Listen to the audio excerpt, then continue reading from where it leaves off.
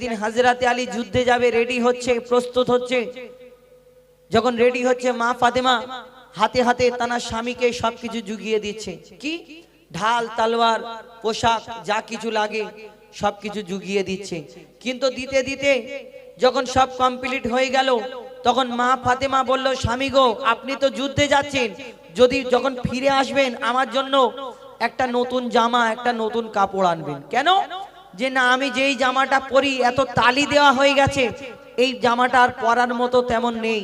এখন আমার ডিজিটাল যুগের মা বোনেরা যদি ঈদের সময় 4টে কাপড় হয়, 4টে জামা হয়, তখন স্বামীকে ডেকে বলে, রাত্রে বলে, হগো আমার ওই পাশের বাড়ি ছবিনা ভাবি, ওর 5টা জামা হলো, আমার 4টে হলো। কেন? ছবিনা ভাবির বর তোমার থেকে রোজগার কম করে, তোমার তো ইট বালির দোকান, এত রোজগার, আর আমার 4টে কেন হলো? মনে একটু কষ্ট হয়, কিন্তু তানাদের জীবনে একবার পড়বেন, জীবনে কোনোদিন কষ্ট আর মনে হবে না আপনার জীবনে। কি ঘটনা? যে হযরতে আলীকে বললেন আমার জন্য একটা নতুন জামা আনবেন। হযরতে আলীর মনটা খারাপ, মনটা ছোট করে যুদ্ধে চলে গেল। আর এই ঘটনা ইমাম হাসান, ইমাম হুসাইন দেখতে পেয়েছে। দেখে আমার দয়ার নবীর কাছে চলে যাওয়ার পরে আমার দয়ার নবী জিজ্ঞেস করে, তোমার আব্বা মা কি করছিল? বলে, নানা গো, আমার আব্বা যুদ্ধে গেল আর আমার মা বাড়িতে কাজ করছে, কিন্তু একটা ঘটনা, আমার আব্বা যখন যুদ্ধে গেল মনটা খারাপ করে গেল। কেন গো?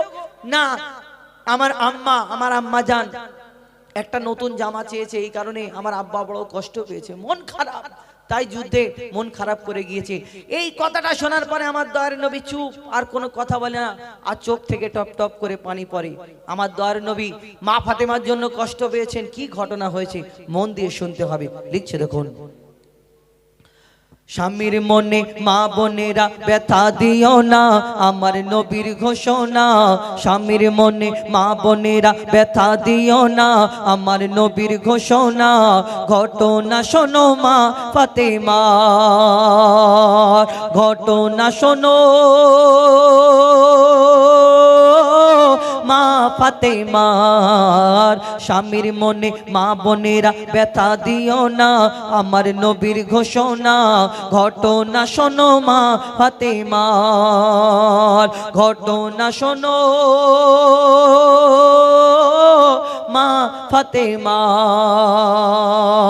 কি ঘটনা শুরু হয় কবি ছন্দের মাধ্যমে লিখছে দেখুন, ওই যুদ্ধ করতে যাবে আলী, হাতে নিল তলোয়ার। যুদ্ধ করতে যাবে আলী, হাতে নিল তলোয়ার। মা ফাতেমা স্বামীর কাছে করলো এমন আবদার, মা ফাতেমা স্বামীর কাছে করলো এমন আবদার। যুদ্ধ থেকে ফেরার পথে আসবে যখন ঘরে, একটি নতুন কাপড় কিনে আনবে আমার তরে, একটি নতুন কাপড় কিনে আনবে আমার তরে। এই কথা শুনে হযরত আলী বড়ই দুঃখ পায়, এই কথা শুনে হযরত আলী বড়ই দুঃখ পায়। যদি আমি শহীদ হয়ে যাই, কে আনবে বলো কাপড় তোমার? কে আনবে বলো কাপড় তোমার? হযরত আলী বড় কষ্ট পেয়েছে, যুদ্ধে চলে গেল। ইমাম হাসান, ইমাম হুসাইন ছুটে ছুটে আমার নবীর দরবার, নবীর ঘরেতে পৌঁছে যায়। তারপর কি হয় কবি ছন্দের মাধ্যমে লিখছে দেখুন, ওই দুঃখ ভরা হৃদয় নিয়ে আলী গেল রনে, দুঃখ ভরা হৃদয় নিয়ে আলী গেল রনে। নানার কাছে ছুটে এলো হাসান হোসেনে, নানার কাছে ছুটে এলো হাসান হোসেনে। আব্বুর কাছে নতুন কাপড় চেয়েছে আম্মি জান, তাই আব্বুর মনটা খুবই খারাপ ছিল যে সে পেরেশান। আব্বুর মনটা খুবই খারাপ ছিল যে সে পেরেশান, আব্বুর মনটা খুবই খারাপ ছিল যে সে পেরেশান।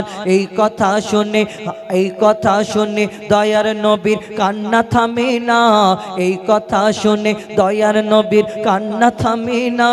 কি ভুল করলো ফাতেমা, কি করলে বলো বেটি আমার? কি করলে বলো বেটি আমার?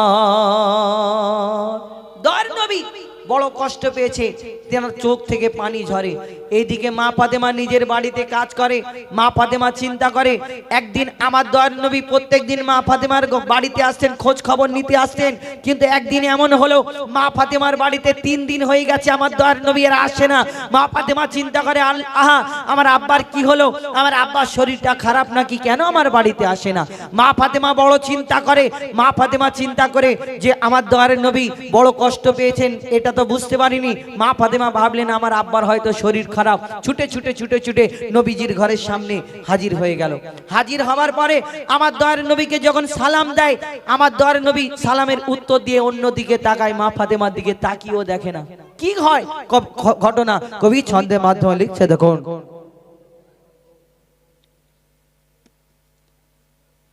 যার মুখ না দেখে ঘুমাতো না দয়ার নবীজি আমার, যার মুখ না দেখে ঘুমাতো না দয়ার নবীজি আমার, রাতের পরে রাত কেটে যায় মুখ দেখে না ফাতেমার, রাতের পরে রাত কেটে যায় মুখ দেখে না ফাতেমার।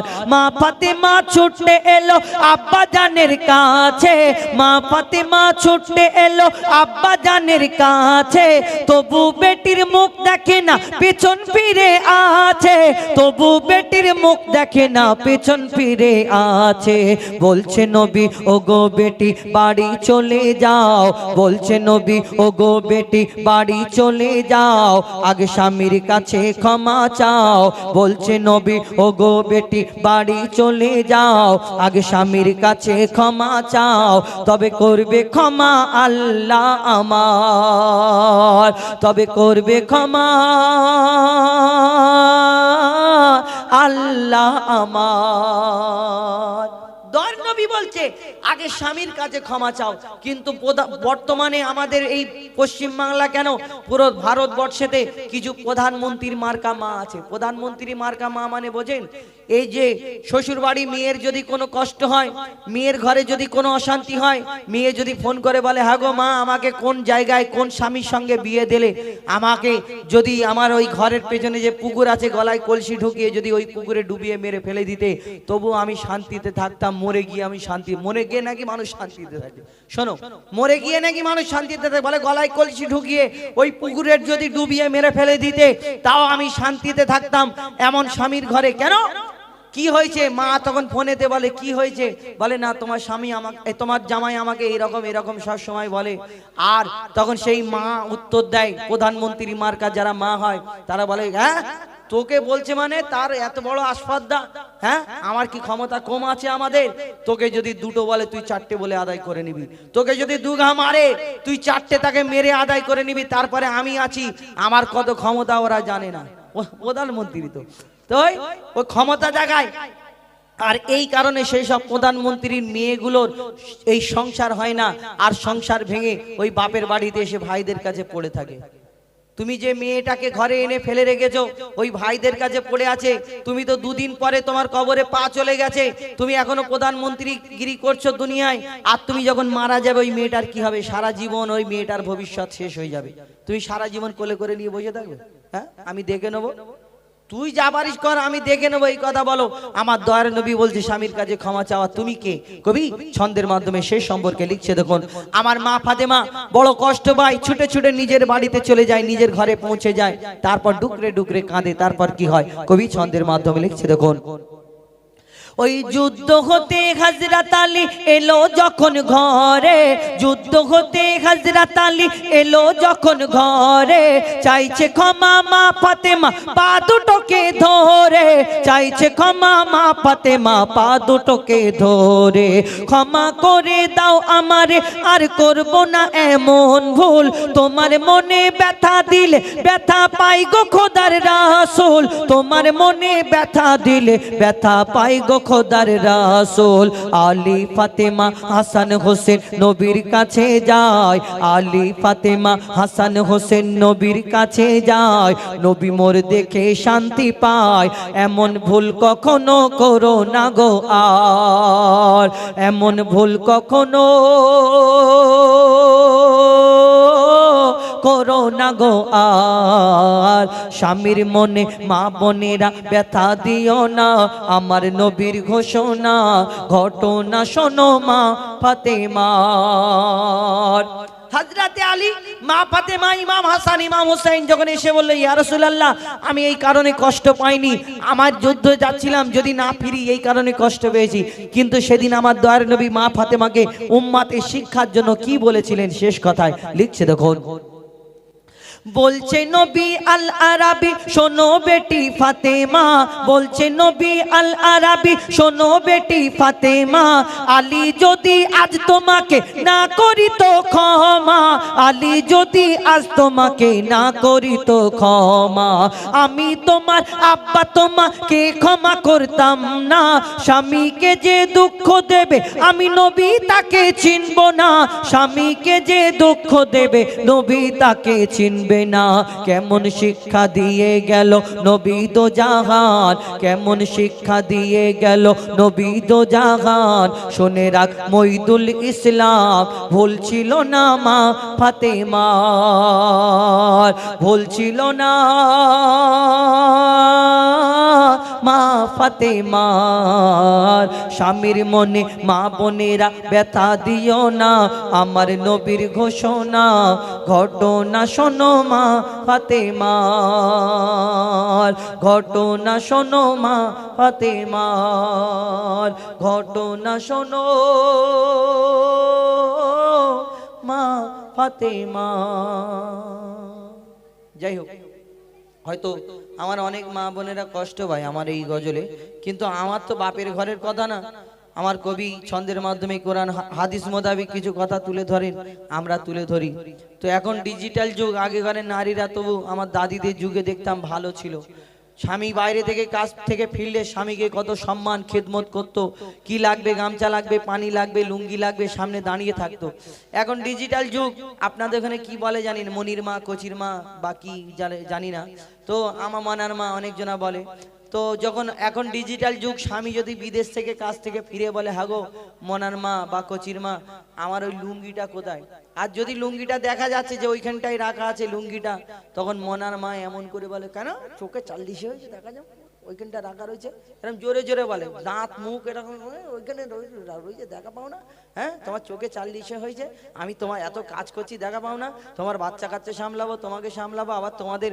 আব্বা মা পুরো ফ্যামিলিকে সামলাতে হবে জোরে জোরে স্বামীর সঙ্গে কথা বলে বলো কোনো অসুবিধা নেই যখন ভিতরে যাবে গুড়গুড় গুড়গুড় করে আওয়াজ হবে মনে করো আল্লাহ একবার ছেড়ে দাও আমার স্বামীকে এইরাম পা জড়িয়ে ধরবো জীবন ভোর আমার স্বামী আমার যতক্ষণ না ক্ষমা করে আমি ছাড়বো না আল্লাহ তোমাকে পাঠাবে মনে করে যে এসে আমি পা জড়িয়ে ধরবো না শুধু আওয়াজ বেড়ে যাবে গুড়গুড় গুড়গুড় করে আওয়াজ হবে মনে করে আল্লাহ একবার ছেড়ে দাও সে এমন আওয়াজ হবে আওয়াজ কেউ শুনতে পাবে না শুধু যে যার প্রতি পড়বে সেই শুধু শুনতে পাবে আরো আওয়াজ বাড়বে গুড়গুড় গুড়গুড় গুড়গুড় করে যাই হোক আমি অনুরোধ করব আমার মা ফাতেমা জীবনী বই পাওয়া যায় আপনারা এই নিয়ে পড়বেন এখন মোবাইলে আমরা ব্যস্ত থাকি শর্ট ভিডিও দেখে দেখে আমরা বলি ওদের মেয়েরা যদি এরকম পারে আমি কেন পারবো না আমার হাত তুলে বলে সমান সমান অধিকার চাই আরে অধিকার তুই করবি ঠিক আছে অধিকার নিবি কিন্তু শরিয়াত বলে একটা জিনিস আছে আমরা ইসলাম ধর্মের মানুষ এইটা আমাদের মনে রাখতে হবে ঠিক আছে অধিকারের জায়গা নেবে আবার আমরা এই কথা ভাবি না আমাদের সকলকে বোঝার তৌফিক দিক আল্লাহ পাক রব্বুল আলামিন এখন এই বাসুদেবপুর হাবিল কাবিল আর বাসুদেবপুর ইনশাআল্লাহ শোনাবো হাবিল কাবিল আর বাসুদেবপুর এই দুটো গজল শোনাবো তারপরে শহীদে কারবালা ইনশাআল্লাহ আচ্ছা একবার তাকবীর দাও তো না রে তাকবীর আচ্ছা বাবু তোমাকে একটা কথা বলবো তুমি যে এই মশলা মুড়ি খাচ্ছ কোথা থেকে কিনেছো ওইখানটায় পাওয়া যাচ্ছে আচ্ছা একটা কথা বলি তুমি যে মশলা মুড়িটা খাচ্ছ এই খুশবুটা আমার নাকে আসছে আমার খিদে লেগেছে একটা কথা বোঝাই ভালো করে আমার খিদে পেয়েছে তাহলে আমার